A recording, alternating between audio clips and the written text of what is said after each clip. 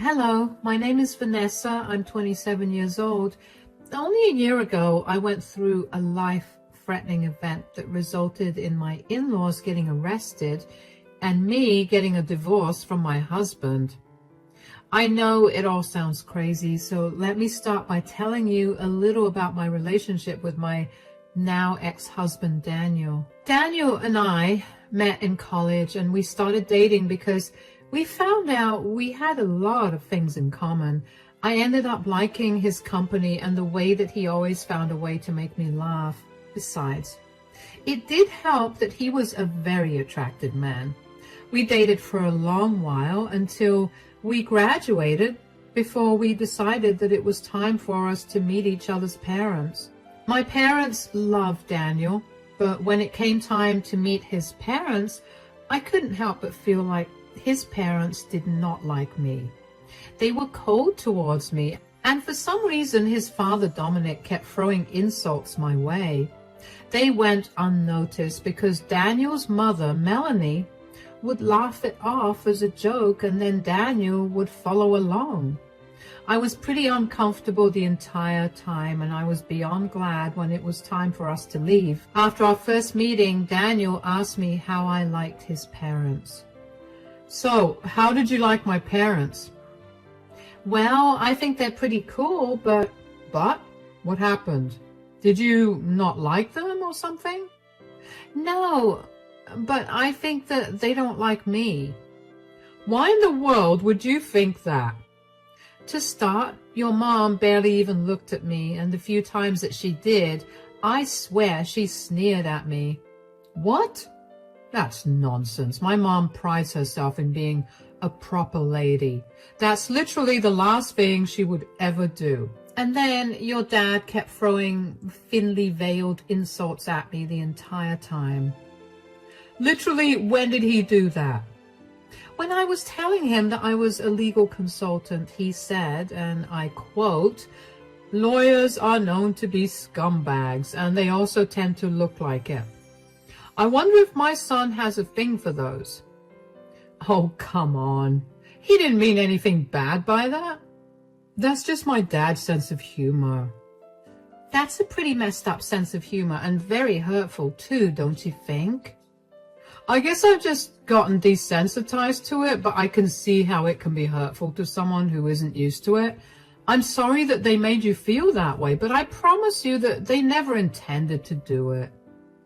Are you sure? Because if they don't like me, I'll respect that and keep my distance. I understand that sometimes you can just not like a person. And I don't want to seem annoying by being around them a lot. Hey, don't you dare think that way. It's been a while since I brought a girl home, and they're a little protective of me. I guess they were just trying to judge how you were for me. Don't take it to heart, please. Fine, if you say so. I didn't know how Daniel expected me not to take his parents' odd behavior to heart, but I tried my best. I met them a few more times after that, and every single time they treated me like I was stupid and inferior to them. I tried to talk to Daniel about it, but he never seemed to listen to me. Eventually, I gave up and resorted to avoiding much contact with his parents. About a year after we met each other's parents, Daniel proposed to me, and within 6 months we were married. At the wedding, Melanie and Dominic were very rude to not only me, but also to my entire family. I brought it up with Daniel, and we ended up having a pretty big fight. But like always, it did not lead to any results. He'd keep excusing his parents' behavior with them, just being overprotective of him, but I didn't see why that needed to include being so mean to someone's entire family. I could deal with their behavior, but there was no reason to insult and belittle my family.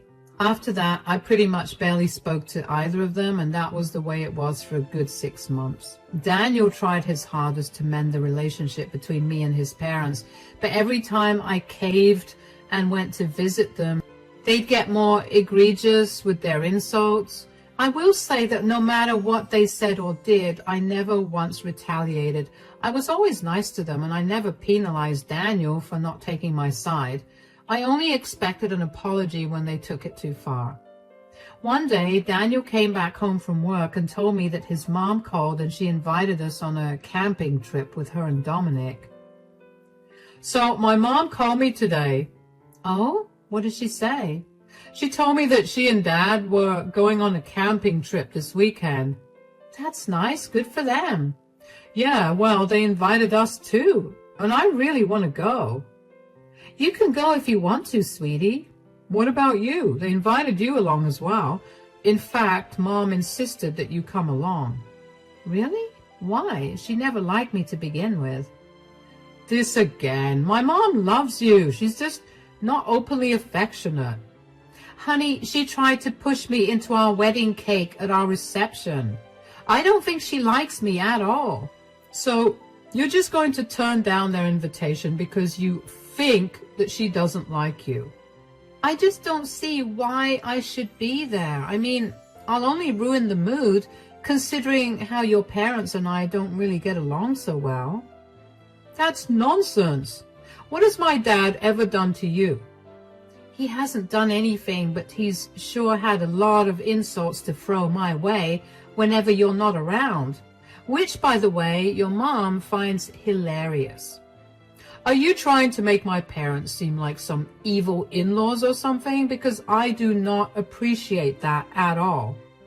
Daniel, I'm not trying to do anything like that. I've been trying to tell you from the start, but you would never listen to me. I don't feel comfortable being in the woods with two people who blatantly dislike me. It's just not my cup of tea. Why can't you see this as my parents' attempts to make things up then? I mean, they were adamant about bringing you along anyway. Maybe they're trying to clear all your suspicions about them not liking you. How would they even know about my suspicions? I may have told them about it, but only because I wanted you to be proved wrong so you can become comfortable around them. Daniel, you can't do that. How do you know that they won't dislike me even more now? I know they won't. And that they don't, because they've invited you to our camping trip. Keep in mind that this is a very important trip, because when I was growing up, we would go on camping trips to bond as a family. Trust me when I say that this is their roundabout way of telling you that they want to make things right with you. Fine, if you say so, but if I feel like even the smallest thing is off, you have to bring me back home. Absolutely. You have nothing to worry about. I was still very skeptical about going on this trip with Daniel's parents. They had made it abundantly clear that they did not like me, so for them to insist that I come along on some camping trip with them made me feel like there was something wrong. This feeling did not go away, and I tried my best to ignore it because I wanted to desperately believe that the invitation was their attempt to fix our relationship. When the day for the camping trip finally came, I couldn't help but notice how antsy Daniel was. I asked him if everything was all right, and he told me that he was worried about whether I'd be able to keep up with all the hiking involved. I assured him that I was, and then his parents arrived to pick us up. On the drive to the campsite, I ended up falling asleep because the anxiety about the trip kept me up the previous night and on my toes during the entire day.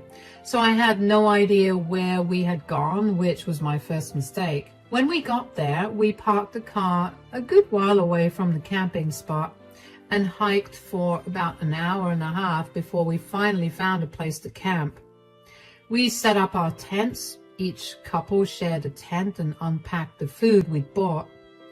It had been a relatively good time by that point. Melanie and Dominic had been surprisingly nice, and I enjoyed it. After dinner was done, I thanked both of them for inviting me along. Thank you so much for inviting me along on this camping trip. Daniel told me about how important these camping trips are to you guys, and it makes me feel so nice that you invited me to join you. Of course, you're our daughter-in-law now. You're part of our family. And also, Daniel told us about how you'd been feeling around us. Oh, forget about it. That was just something I confided in him about because I was insecure and probably overthinking things. No, we can't just let it go. We did not mean to make you feel that way. And we're really sorry that we did. We weren't trying to make fun of you or be cold towards you. It's just that since Daniel was born, it had always been the three of us. He's our only son, and we tend to be very protective of him. One could even argue too protective of him. We didn't mean to hurt or upset you, and we're sorry that we did. I get that. I mean, I love Daniel with all my heart, and he's a wonderful man.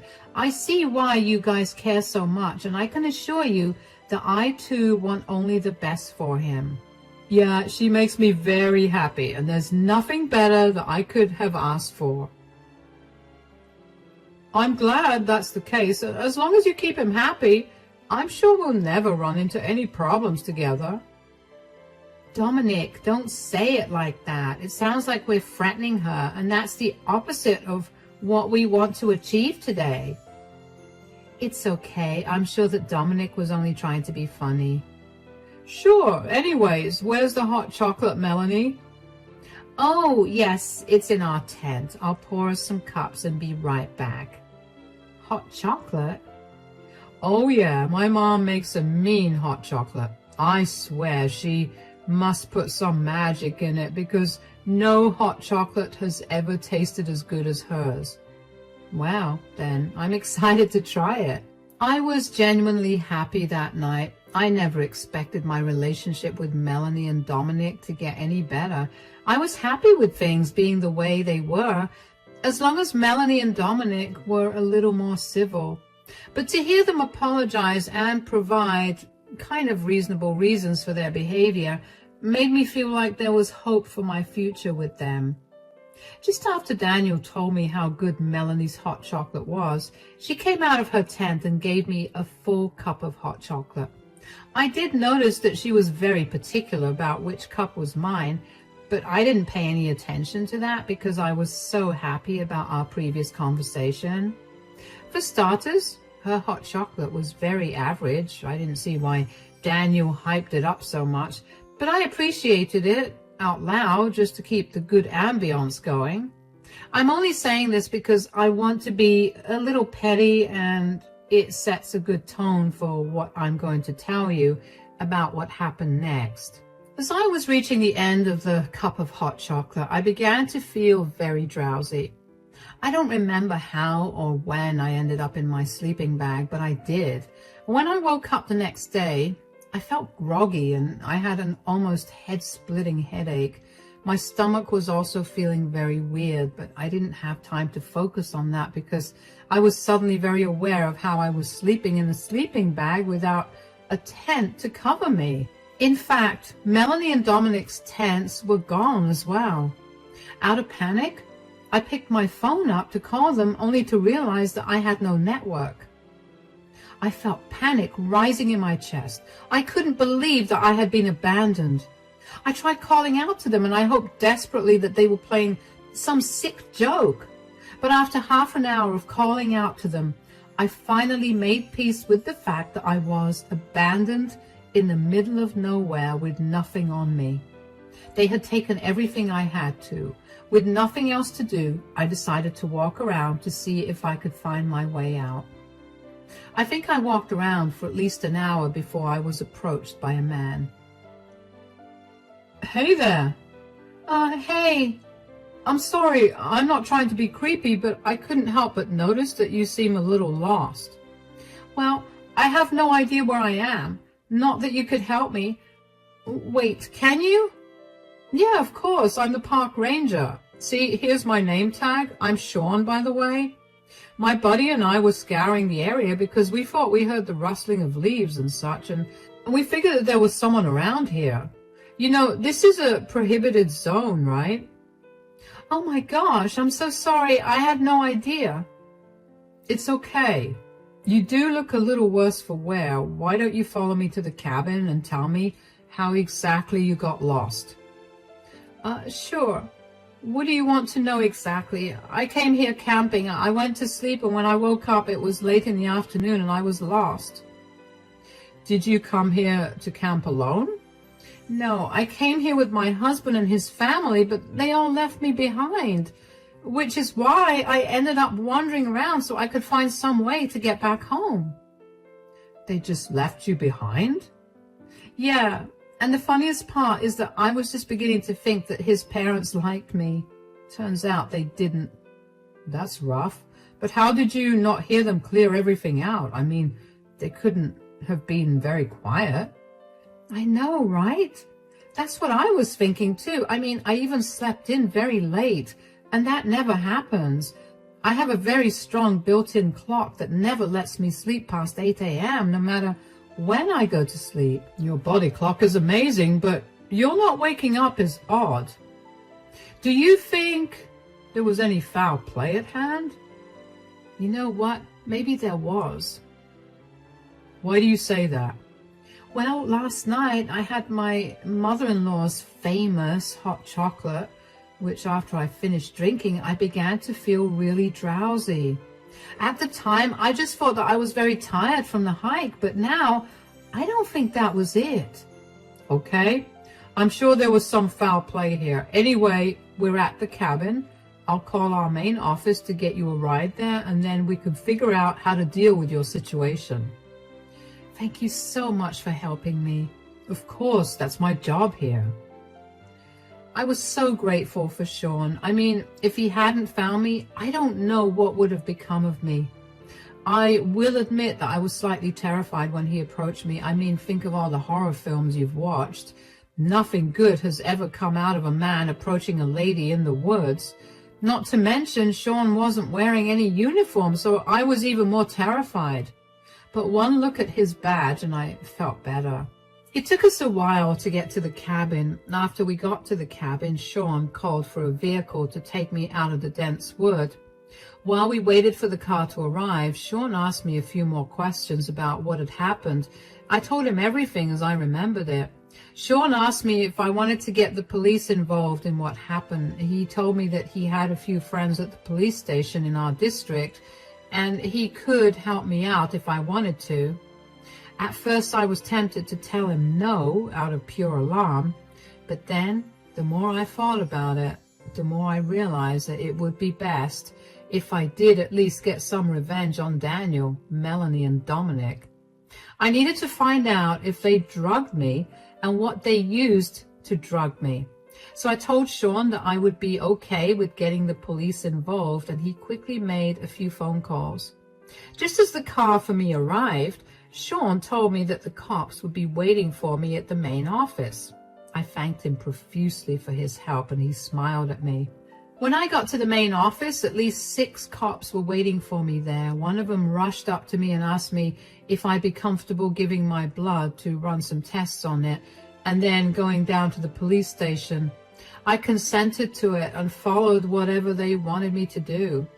Over the next few hours, I spent a lot of time detailing the events of the camping trip to the officers, and then waiting for the blood test reports.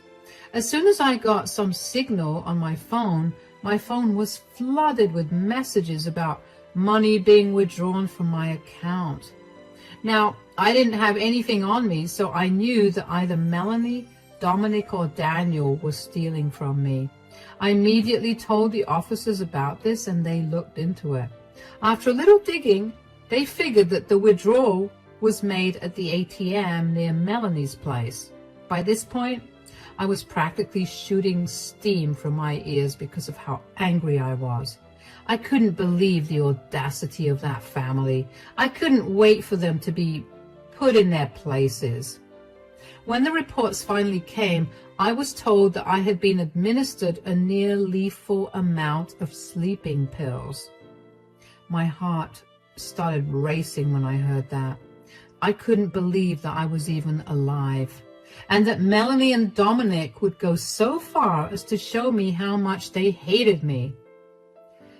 The officers told me that all 3 of them would be charged with drugging and robbery if I wanted to press charges, and you can bet that was what I wanted to do. The officers asked me if I would like to ride along with them, and of course I wanted to. I wanted to be there to see the shock on their faces when they saw how their actions caught up to them. After the officers got a warrant for the arrest of Melanie, Dominic, and Daniel, and a warrant to search their house, we were off. When we finally got there, I walked up to the door and knocked on it.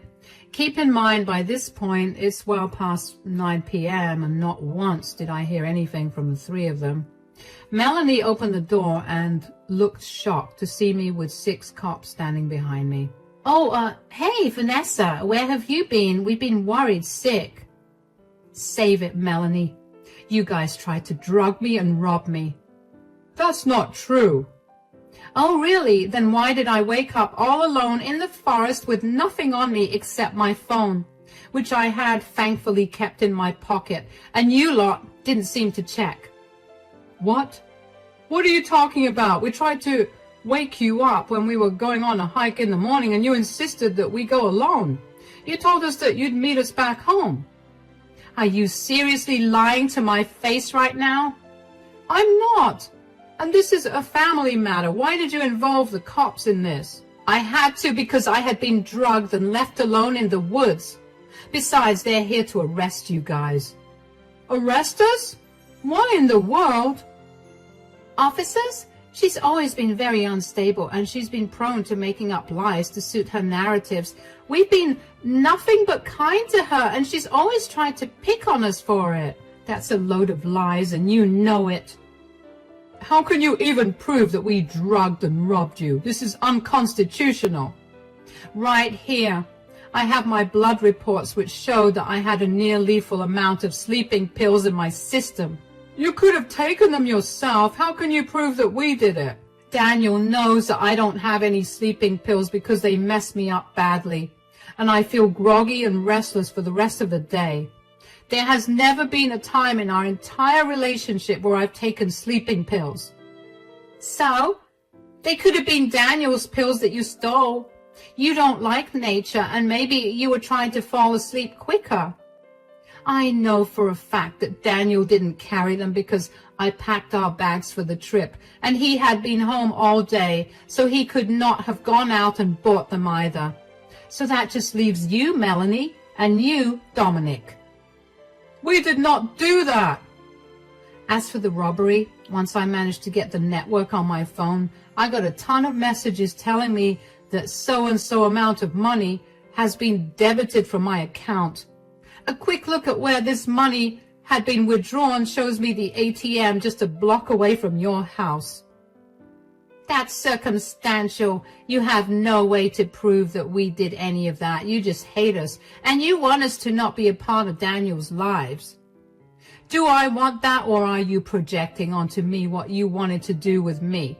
Anyway, everything I just said will be proven now. The police have a warrant to search the house and your car.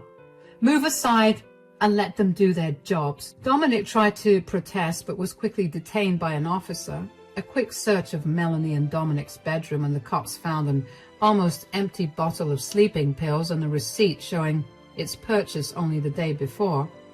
I don't know about you, but that's pretty incriminating evidence. And aside from that, a huge wad of cash was found in Melanie's cupboard, the exact amount that got withdrawn from my account earlier that day. The three of them were quickly handcuffed and put into the squad car. Another small victory for me was that Melanie and Dominic's yelling drew the attention of a few of their neighbors, who all came outside and witnessed the three of them getting arrested and put into the police squad cars. I was glad that their good reputation around the neighborhood was going to go to the trash. Thankfully, all of my things were in their house, so I had my keys and wallet safely in my possession pretty quickly. One of the officers escorted me home after the three of them got arrested, and I thanked him a lot for everything he did. When I opened the door to my home, I finally felt all the emotions that I had held myself back from feeling. I pretty much broke down as all the stress and hurt crashed down on me. I couldn't think of a single thing I did to any of them for them to have treated me that way, especially Daniel. My answers did come to me, but only after months of courtroom visits for the trial of Melanie and Dominic. What about Daniel? Well, he turned on his parents and said that he was coerced into doing it. He said that he was only a witness to everything that happened and that he never did anything to aid his parents. There was no evidence to prove otherwise, so Daniel only got a few hours of community to complete. During this entire time, I filed for divorce from Daniel. Right after he got let go by the police, he decided that the first thing he needed to do was come visit me. I saw that he was standing at my door through the security camera and debated opening the door to him. I got too curious, so I ended up opening the door. "Hi, Vanessa. What do you want?" "Look, I just wanted to apologize for everything that my parents did to you. I realize now that you were right about them not liking you. I should have listened to you, and I'm sorry that I didn't." "Your apology means nothing to me right now, and don't act like you weren't a part of their entire scheme." "I wasn't. They forced me to go along with them." "How did they do that? Did they tie you up and take you hostage? Did they drug you too? Did they blackmail you?" "No, they just told me to follow along without asking any questions." "Why did you think it would be a good idea to come here and apologize to me? You clearly didn't care about me. I was gone for almost an entire day, and not once did you try to find me." "Just because I didn't try to find you doesn't mean I wasn't worried sick." "Right, because being worried sick would have saved me if I had been harmed or hurt. Thank you, Daniel, for taking such good care of me." "I know that I hurt you deeply and that I've definitely hurt our relationship, but if you could just give me a chance to prove—" "Chance? Ha! You're not getting any chances, Daniel. I want nothing to do with you. This is it, the end. You need to leave me alone and never interfere with my life again." "But I didn't do anything. It was all my parents doing." "Yeah, you didn't do anything, but that's exactly the problem, isn't it? You just stood by and watched as your parents almost killed me and robbed me. You're lucky that you got away without a punishment. You'll be served the divorce papers soon. Goodbye." I slammed the door in Daniel's face and couldn't help the large smile that bloomed across my face. I had finally won, and I managed to get a hold of my life again. I didn't have to worry about whether I was overthinking things again and if I was going crazy. A few weeks after Daniel's hearing was done, Melanie and Dominic's hearings took place. They pleaded guilty to all their charges and were sentenced to 10 years in jail for it. They were also ordered to reimburse me for all the emotional damage that they had inflicted on me. Let me tell you, nothing was more satisfying than seeing the two of them listening to the sentences for their crimes with their heads held low. The once proud and egoistic people were finally brought down to earth thanks to their actions. I was only lucky that day that I happened to run into Sean, who, by the way, has become a good friend now, although I think it's safe to say that I'm done with camping now. As for Daniel and my divorce, thankfully, Daniel didn't make it a hassle. It went off pretty smoothly and we divided all our assets equally. Daniel did try to apologize to me again, and when he realized that it was not working, he got angry and blamed me for everything wrong that happened in his life. He said that his parents were right for trying to kill and rob me. All I could think of when I heard him say that was, wow, I dodged a bullet. It's been really good for me right now. I'm finally breathing easier, and I feel like I'm in control of things again. If there's one thing I've learned through this entire experience, it's to never ignore your intuition. If I had just listened to it when I thought of how odd it was when Daniel's parents insisted I come camping with them, I would not have gone through something life-threatening. I'm lucky that things worked out well for me, though, and it could not have happened without the help of some very nice people that fate happened to put in my way.